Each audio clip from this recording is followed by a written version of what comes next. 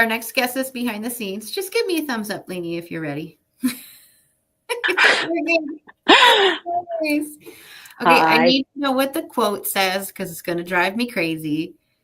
What does it say on the wall behind you? Oh, it says, we cannot solve our problems with the same thinking we used when we created them. Sorry, I am blocking it. I didn't realize it. I thought it would be prominently displayed. Einstein. Yes, I love it because it's the foundation of all that I do.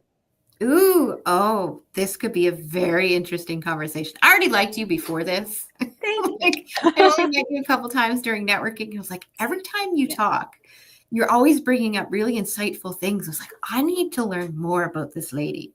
I appreciate that. Thank you. I was so excited when I saw you on the schedule. I was like, yes. I'm here. I'm a little nervous because the last 20 minutes has been very nerve-wracking trying to get my system online. I thought it was all set up. Mm-hmm. And then, when it was showtime, it was not. To make you feel a little better, I host this 5 days. It used to be about 5 hours a day. It's intense.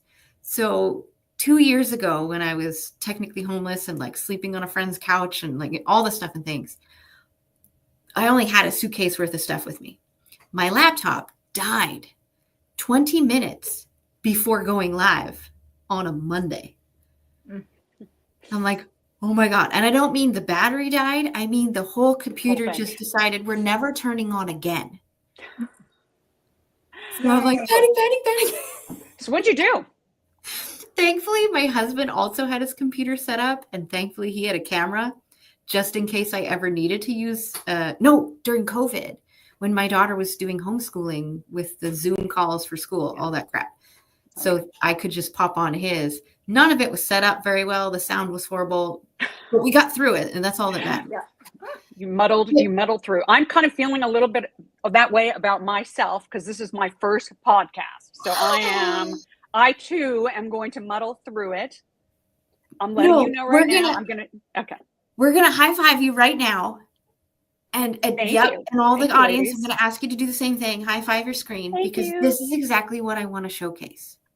Is people who are in every single stage of sharing their message, whether they're just thinking about what kind of message they might have, or they're finally at the point where they're saying to themselves, I think I'm ready to start saying it to other people. Yeah. Or maybe they're stepping on their first stage. So yes, celebrate.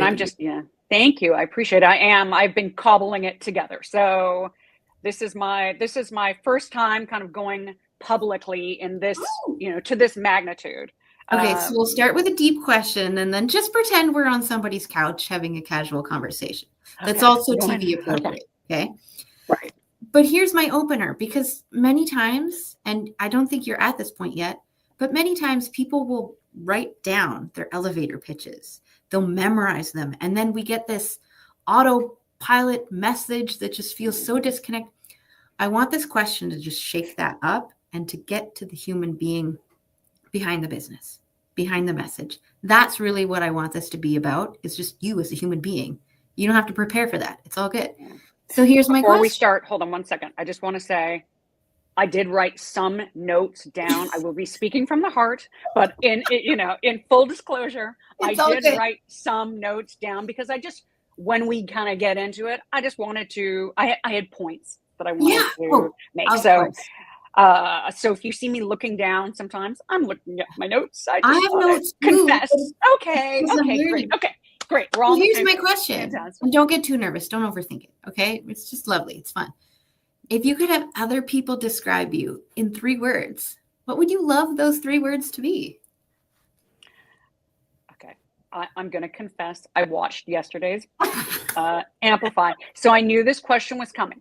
But that's not to say that I did not stop to take the time to think about it. It was actually really thought-provoking, and I enjoyed the process because I thought to myself, well, what would I say, and what would they say, and I don't know. So I wrote them. I came up with them yesterday, actually, and this morning, and they're going to change every minute.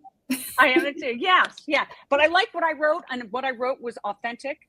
Okay. Or kind of not what I wrote. What I came up with was authentic, because I don't know if I want to call it, I don't know if you can call it a cheat, but I didn't intentionally cheat to know the question, but my answer is that I'm a good listener. That's one. Good. We'll just call that one word. Yeah. Good listener.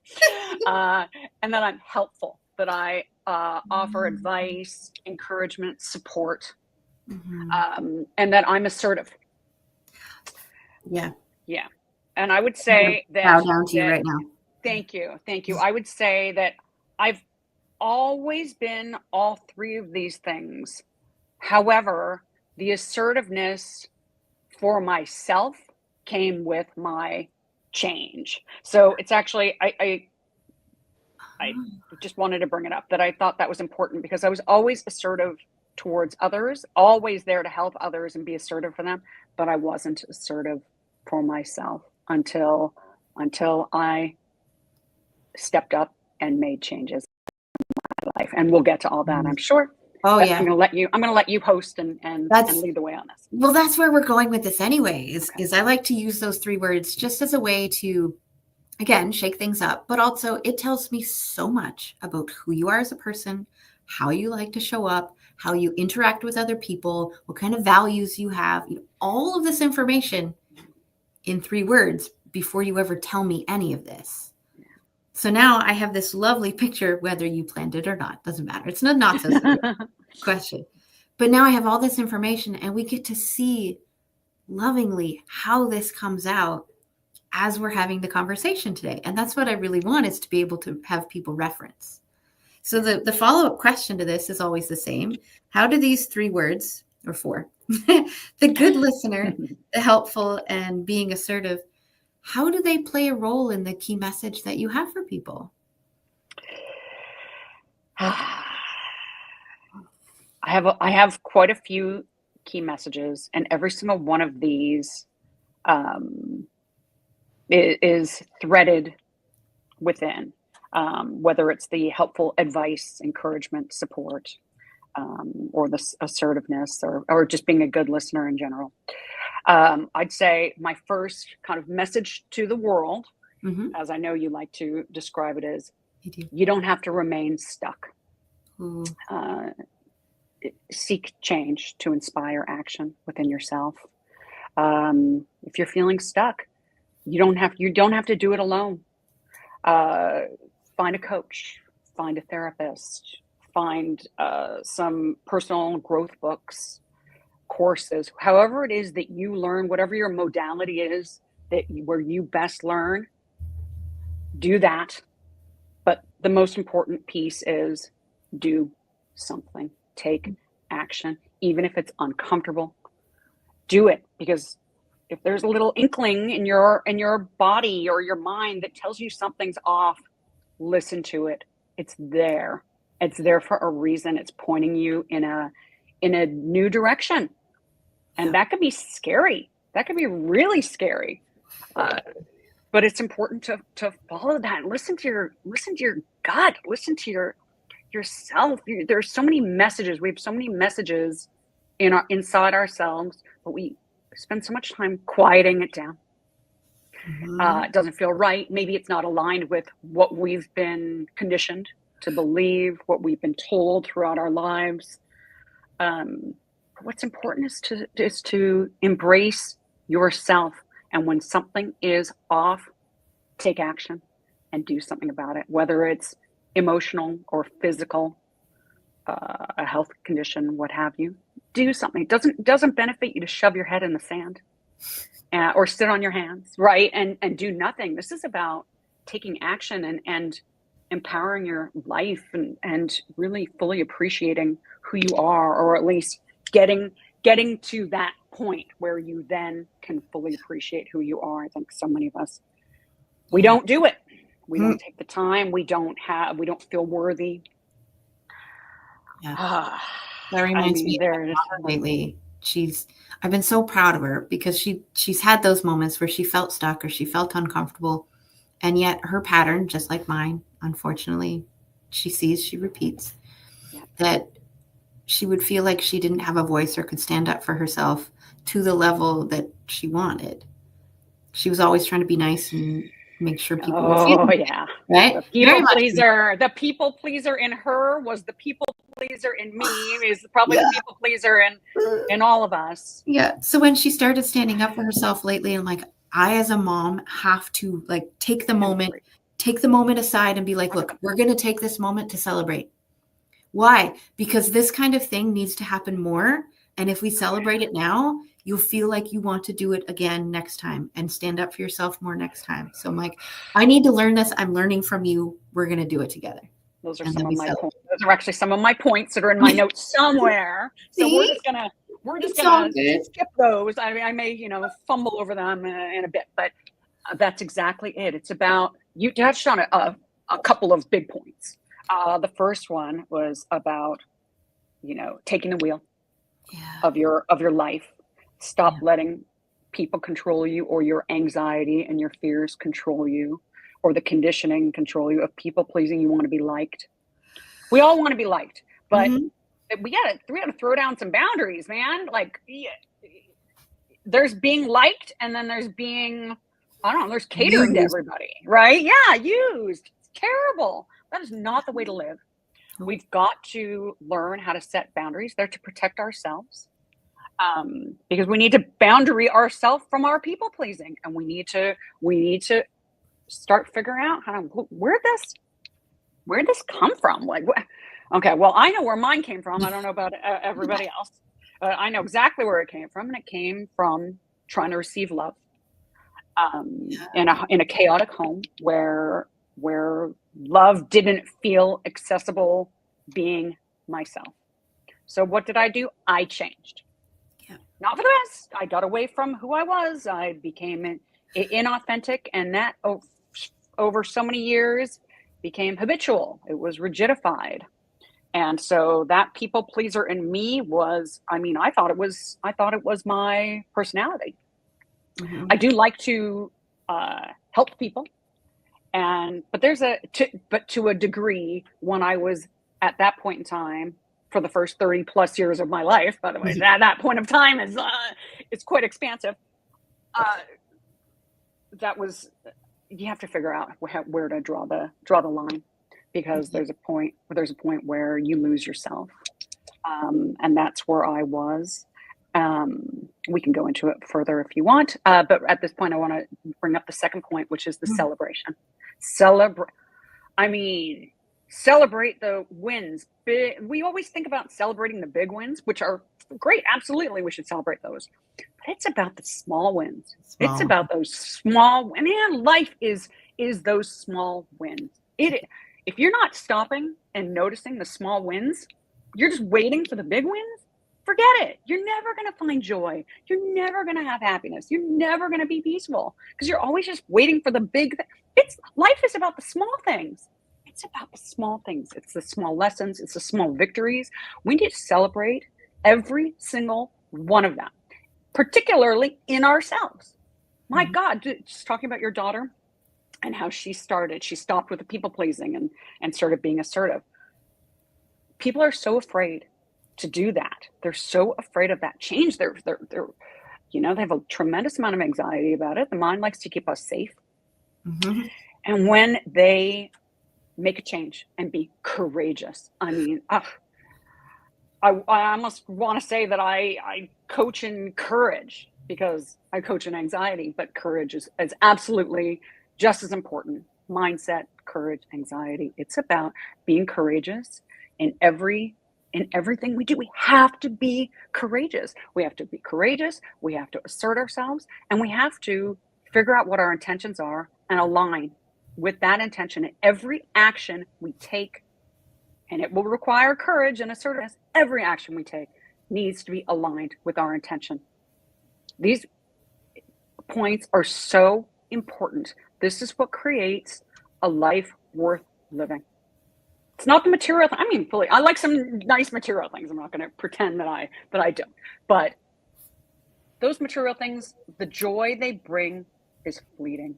It's about honoring yourself and discovering who you are and taking time to reflect. Take a look inside. Who am I? Who am I? And am I being courageous? And once you do that, that first courageous act, you realize, oh, it's not that hard.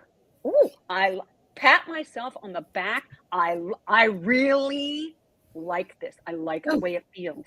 And it's those baby steps. I do. Right? Good job, Laura. I love that. I was like, wait, I'm just going to do it. And then I realized I felt it. I was like, oh, I need to keep doing that. Yeah. Okay. I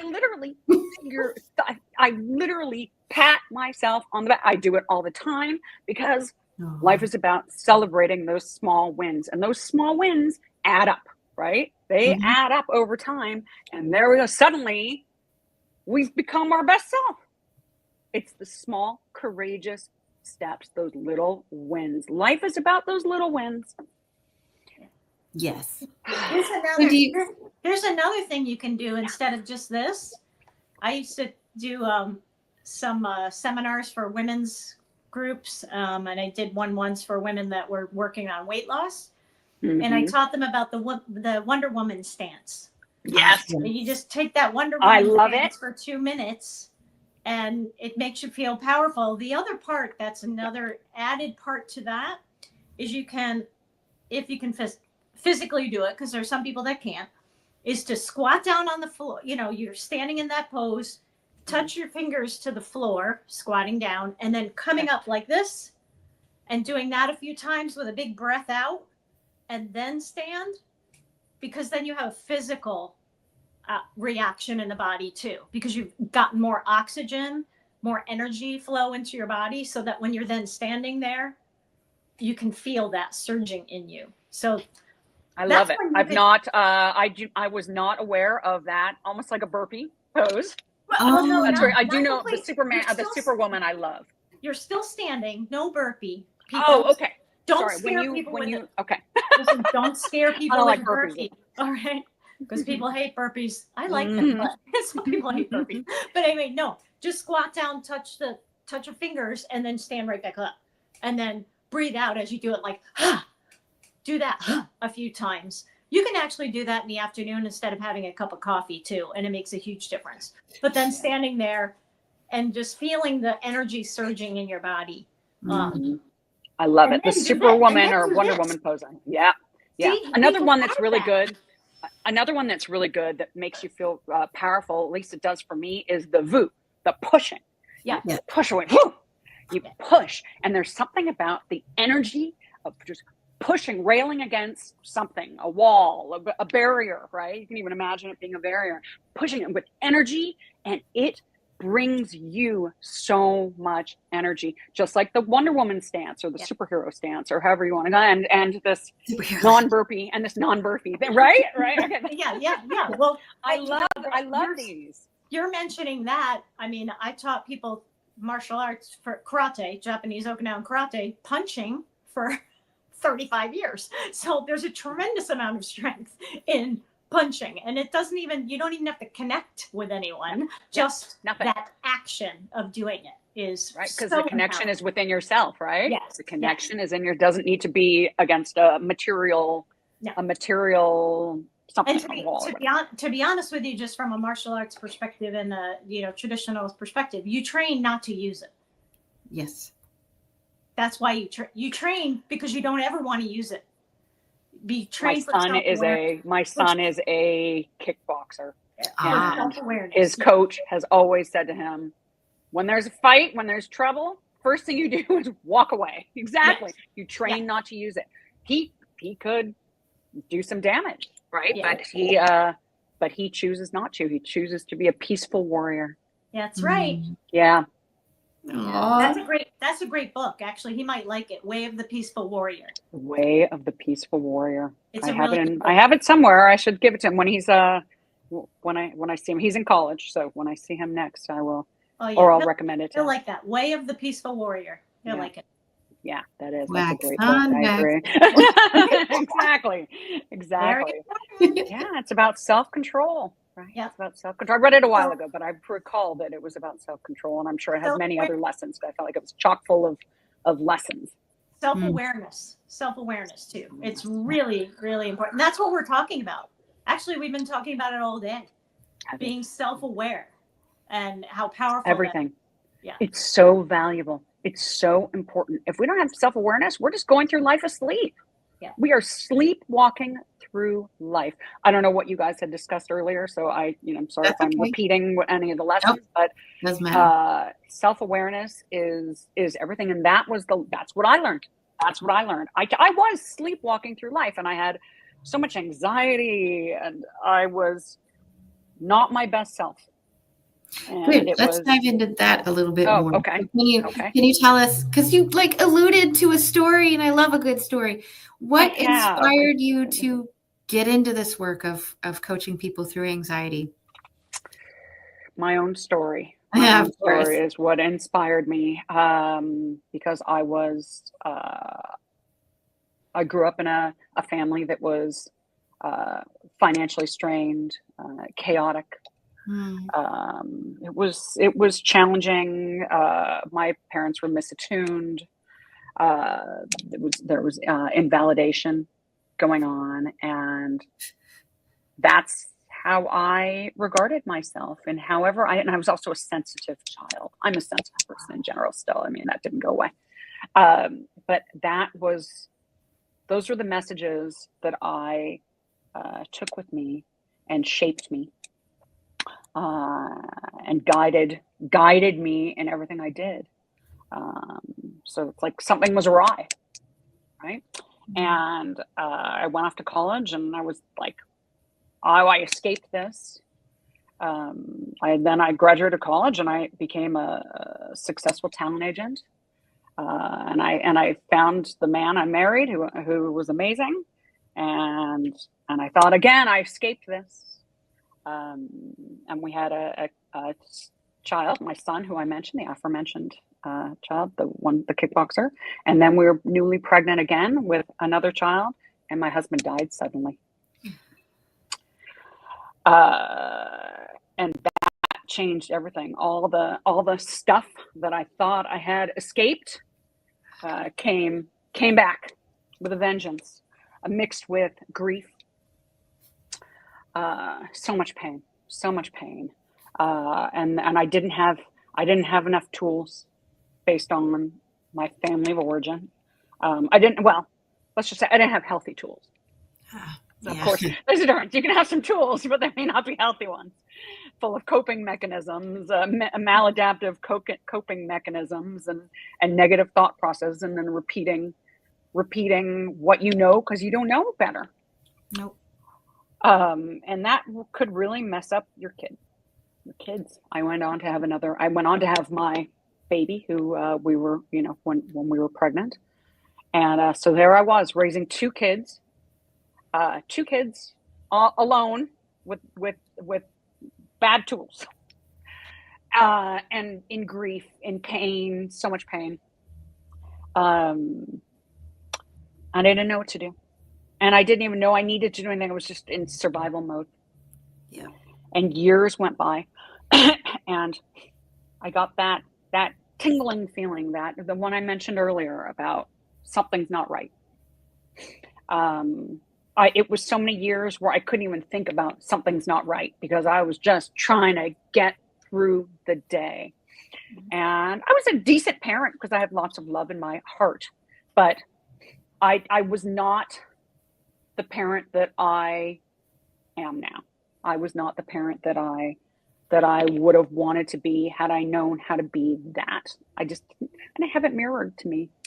I didn't know how until I learned how. And my son would say, "Mom, when he would get in trouble, I would be mad at him for something, and he was like, why do you talk so much about, like, why are you over explaining? Like, I got that. I got it." And I was like, "Oh, I didn't even notice that I was over explaining. Coping mechanism." Like, oh, okay, well now I know. I had no idea that you're not supposed to raise your voice to your kids. And, like, there are times you need to raise your voice or make a point, but then there are other times that you really don't need to. There are other calm methods. Those are the ones I had to learn. I had to learn them. And I will tell you that I didn't tell you how that happened. Sorry. I went into therapy, and it didn't work. It didn't work. My life had been so painful. I was so I was in like I've read it in books, a tight bud. There's a great poem about being a tight bud. And I was this tight bud. And even though I wanted to help myself, I couldn't, my mind wouldn't allow it. I was just blocked by these traumatizations that had happened, whether they were big or small, what was being made fun of or teased or left out or whatever it was. It was like, it had all accumulated inside me. And then of course, my husband passing away suddenly, there was just there were so many traumas, mostly small, but that one was big. And I kept re-traumatizing myself and I didn't know what to do. So I went to the therapy and it didn't work. It didn't work. Maybe it was, I don't know. It didn't work. And then I ended up finding, a few years later, I found a coach and she is the one who brought it all to the surface. And she was able to show me, or we worked together, we collaborated and worked together for me to see all the things. I don't know if you can hear that. Sorry, I keep getting texts. My apologies. All the things that I don't want to say. I don't want to use the expression "were wrong with me," but all the things where my mind was berserk. I was not. Things weren't wired properly. There's a better way to say it, but that creates an image. And I needed rewiring and I needed to learn. There were so many lessons I needed to learn. And the first thing was going back and taking a look at what I came from. And it was awareness. It was awareness that was my first step in moving forward. It was like, wait, I don't have to carry the burdens of our family secrets, and I don't have to keep. By the way, I was like almost 40 years old. So now we're talking. We're almost 40 years in, and I was like, I don't have to live this way. Wait, I don't have to live this way.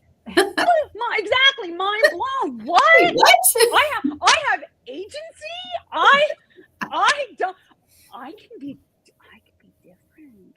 Oh, this is amazing. So I was like, I hit the ground running, right? Like that. Once I saw it, there was no turning back. There was no going back.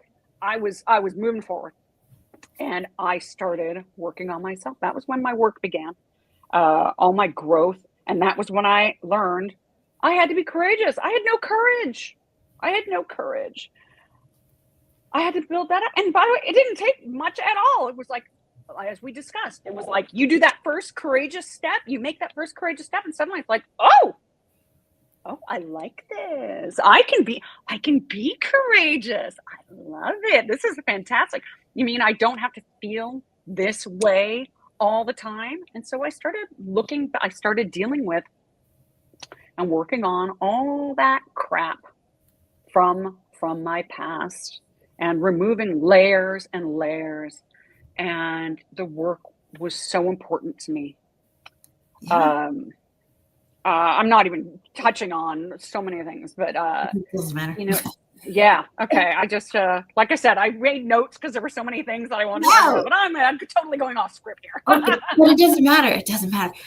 Yeah. You mentioned the word agency, and it felt super important to you. Can you explain to me what agency means to you? I don't need the dictionary definition, but like, what does it look like in your life? To me, agency is like the ability to do what I feel is the right thing to do, and that I don't need to be constricted by other people's rules and other people's opinions of me that I don't even want to know.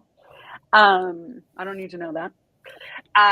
So to me, that is agency. It's a license. It's licensed to. Ooh, it's like a permission slip. It is a permission slip. I gave myself permission. And for anyone watching this right now, I give you permission. However, you need to figure out, you have to give yourself permission. Because if any of this is landing with you, things could be better. in your world, right? And give yourself permission. I love that you're putting a little post-it there. I can't read the bottom. Your permission, slip. Thank you. Yep. Thank you. Like, I have one around here. That is so valuable. It's so valuable. Whether you put it in a post-it note or, something that I love to do that I had gotten from somebody else, I think Marissa Peer, is put it in your phone. Put it in your phone. I put so many important tips like that, tools in my phone, just to remind myself that I set it up every day. Reminder. I know, and actually now I know what time it is when that message comes in, but I always read the message. You are worthy, or you're enough. Sorry, not you're worthy. You're enough. Or you have, I don't have the message, you have permission. I gave myself permission and I never looked back. I gave myself permission. So please, who's ever watching this, if you are looking for permission, this is your permission slip from Laura and me and Jan. We're giving you permission to live your life and live it fully and live it well and live it calmly and peacefully. You deserve to have peace and calm in your life and not be anxious and not be so stressed and overtaxed and overwhelmed and overburdened. You deserve to have peace, and it's your job to find that peace, whether, again, I mentioned it before, whether it's going to a coach, finding a coach that will teach you that, to get you out of anxiety, finding a therapist if that works for you, or if finances are tight, find a book that can help you with that, or I love books, or find a course, or find many courses. I've taken so many courses, and I love reinforcing the lessons that I've learned. And sometimes, every so often, I hear a little nugget in there, and I'm like, oh, yes, I have that, but I didn't realize that's what it was called, or I didn't realize that other people experience it. We are all having this big human experience, and so many of us we're repeating the same thing. Like, we're doing what everybody else is doing. We think we're like this island. We think we're alone, but we're just human, and having our human experiences. And what another piece we need to do is practice forgiveness and compassion. Forgiveness of ourselves. Sorry, I want to be clear. Yeah. You don't have to forgive others if you don't want to, but you need to find compassion and forgiveness of yourself. There's another great quote by Maya Angelou, and I'm going to butcher it. It's we do the best we can, until we know better, and then yes, you got the the message I'm talking about. And so, forgive yourself for what you didn't know, but now that you know, do better. Do better. Be better for yourself, and be better if you have children, for them, for your family, for your friends. I would think that somebody would want to be the best person they could be. I don't know. Maybe I'm making assumptions, but I would think people want to be the best person they can be. And sometimes we need a little help. We weren't born. I mean, some people were, I suppose, or they think they were born to be their best selves. But a lot of us need some help. So don't be afraid. And there's no embarrassment to ask for help. Ask for help.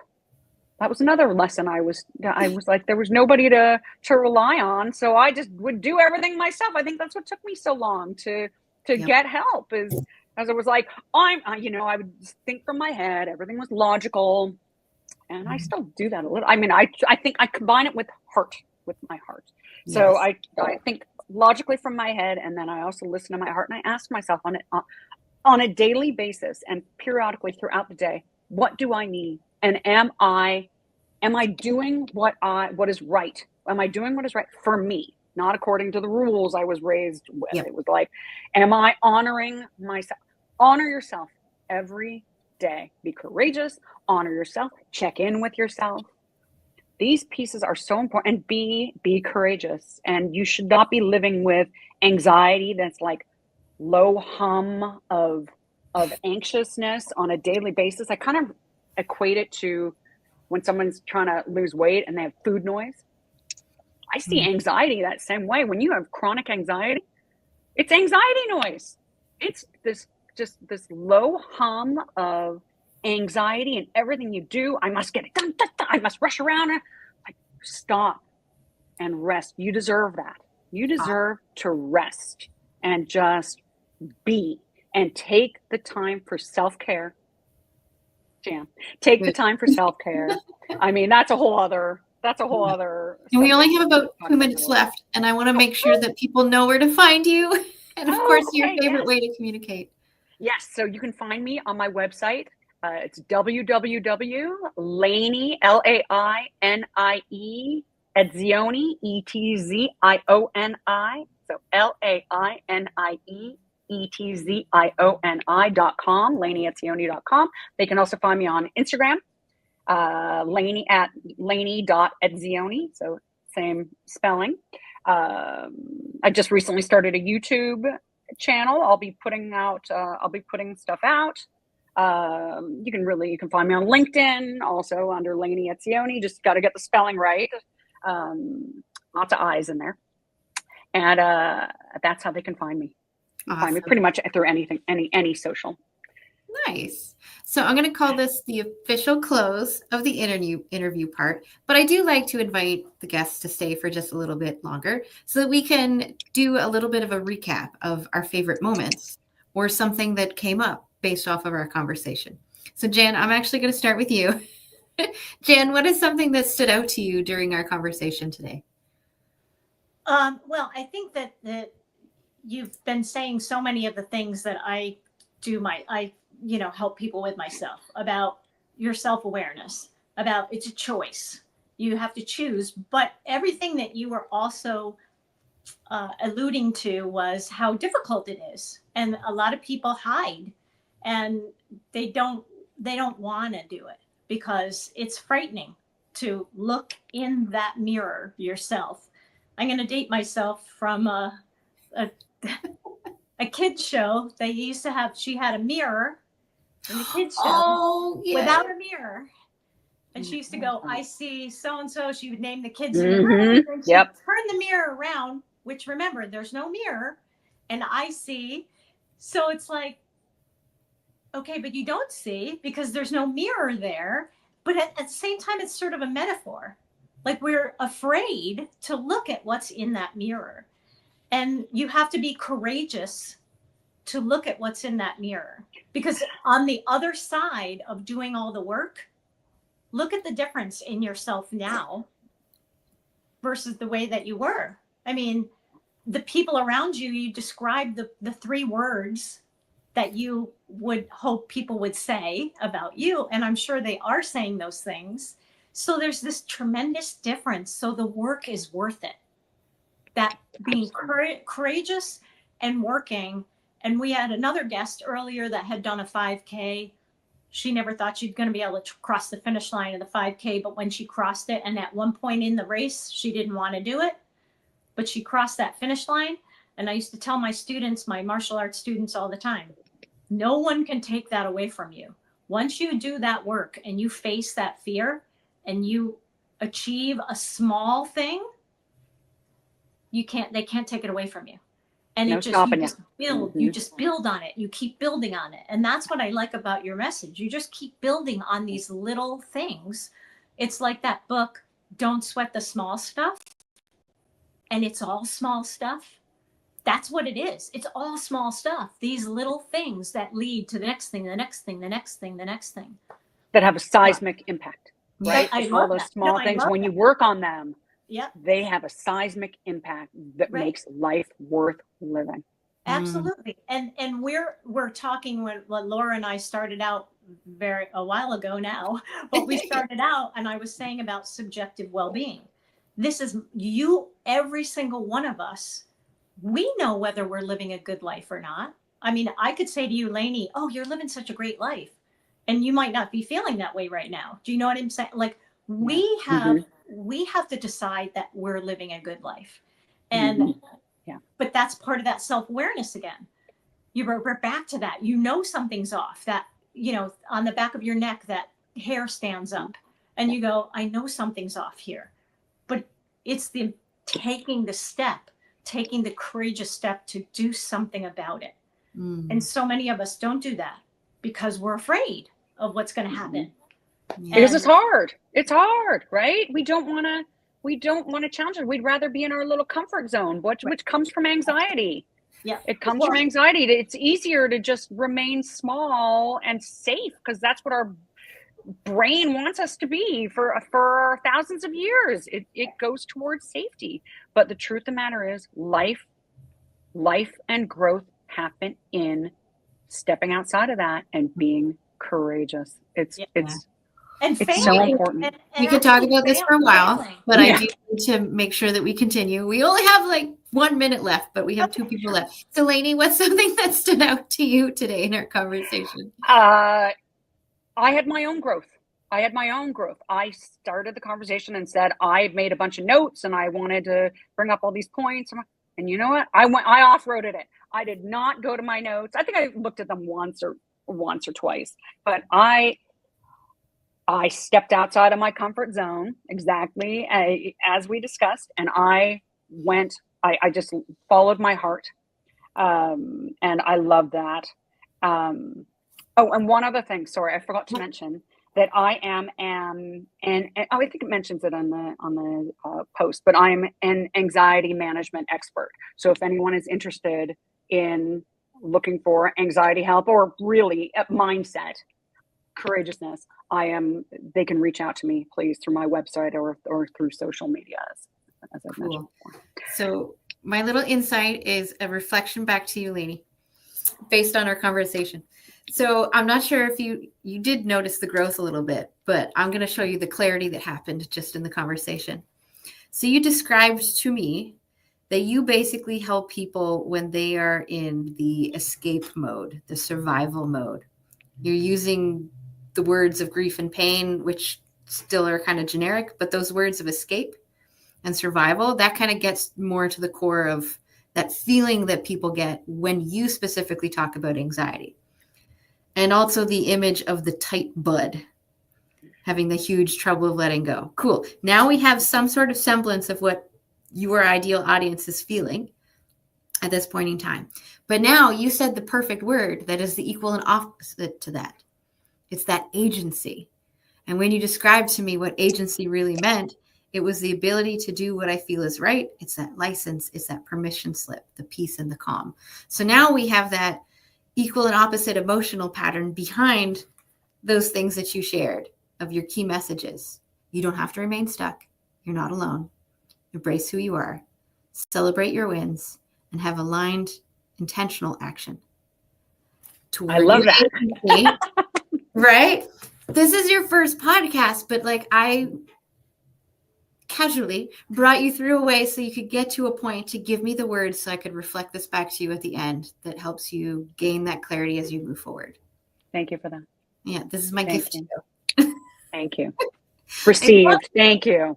Yes. So then I'm going to wrap up the day here. Lainie, I do ask that you stay with us. We'll do a little check-in afterwards. But for everybody watching, thank you so much for joining day 2 for Blue Talk's Amplify Your Message. I am your host, Laura. And thank you to my guest co-host today, Jan, and of course, all our guests, everyone watching live and on the replay. Join us at the same bat channel, same bat time tomorrow for day 3. So you'll find us on Facebook, on LinkedIn, and on YouTube at 10 a.m. Eastern till right now. It's almost 1:50 Eastern time conversion in my head. So I will see you tomorrow. Much love. Have a wonderful day, and I will see you tomorrow. Bye, everyone. And then we sing and dance as I click end stream. Ready? End stream.